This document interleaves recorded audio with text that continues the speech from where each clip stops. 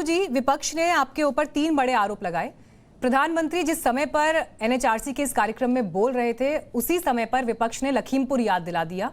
यहां पर अभी गजेंद्र जी ने दिल्ली की घटना याद दिला दी कि आपको भी सीख लेने की जरूरत है दूसरों को सीख देने से पहले।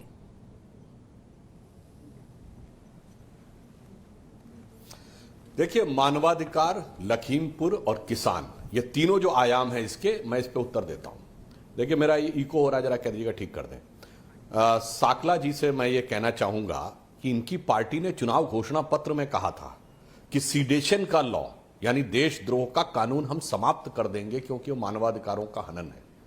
परंतु 2019 में आपने लिखा था, कोई भी जाके चेक कर सकता है कांग्रेस के घोषणा पत्र में, पर 2019 के बाद अगर सबसे पहली बार यूज हुआ है कहीं, और वो भी अपनी ही पार्टी के विधायकों के खिलाफ देशद्रोह का मुकदमा लगाया है, तो राजस्थान की सरकार ने, जब अशोक गहलोत सरकार से असंतोष की बात चल रही थी। ये है इनका चरित्र और ये है उनकी राजनीति। मतलब जो पार्टी कहती है कि ये कानून खत्म कर देना चाहिए, अपनी पार्टी के खिलाफ, अपनी पार्टी के विधायकों के खिलाफ प्रयोग करती। अब लखीमपुर देखिए, साकला जी के मुंह से क्या निकला। आपने तो जेएनयू के चेयरमैन पर लगाया।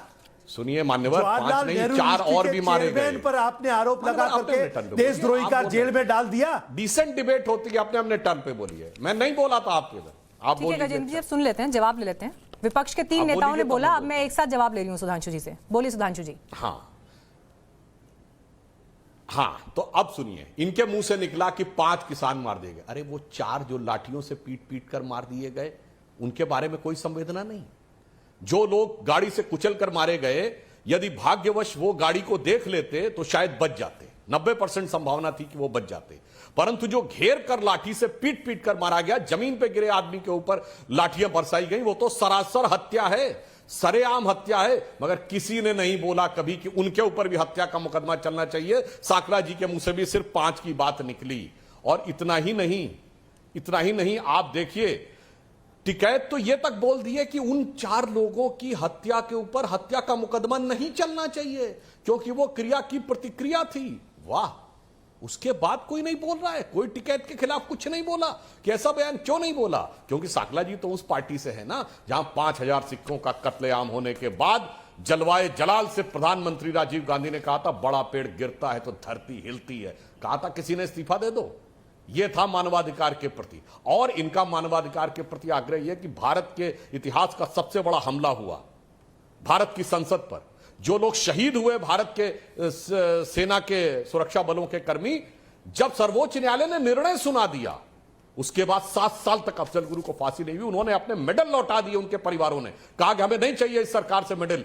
पर सोनिया गांधी जी की आंख में आंसू उसके लिए नहीं आए, बटाला हाउस इनकाउंटर के आरोपियों के लिए आए। यह सेलेक्टिव अप्रोच है। लखीमपुर से देख लीजिए, लखीमपुर के बाद से देख लीजिए, आतंकवाद का कोई मुद्दा देख लीजिए, हर तरफ सेलेक्टिव अप्रोच। जो कश्मीर में मारे गए, वो क्या किसान के बेटे नहीं थे? क्या वो धनवान के बेटे थे?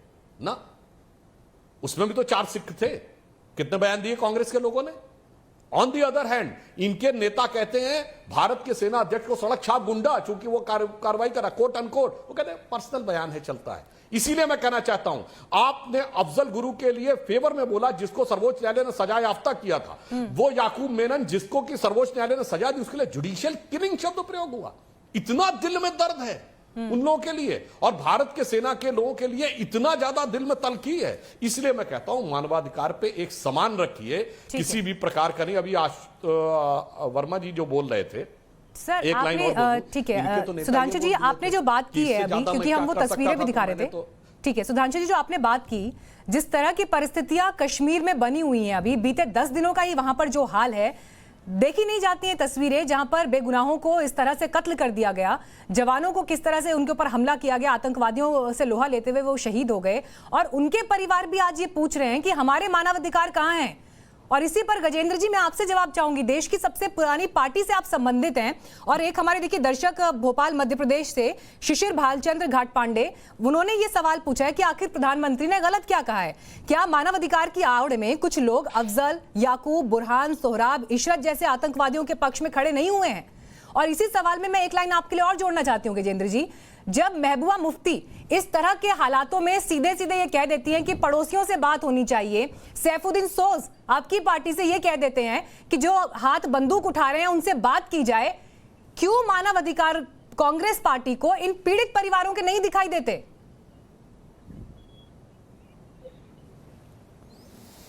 मीनाक्षी जी, किसने कहा कांग्रेस को दिखाई नहीं देते?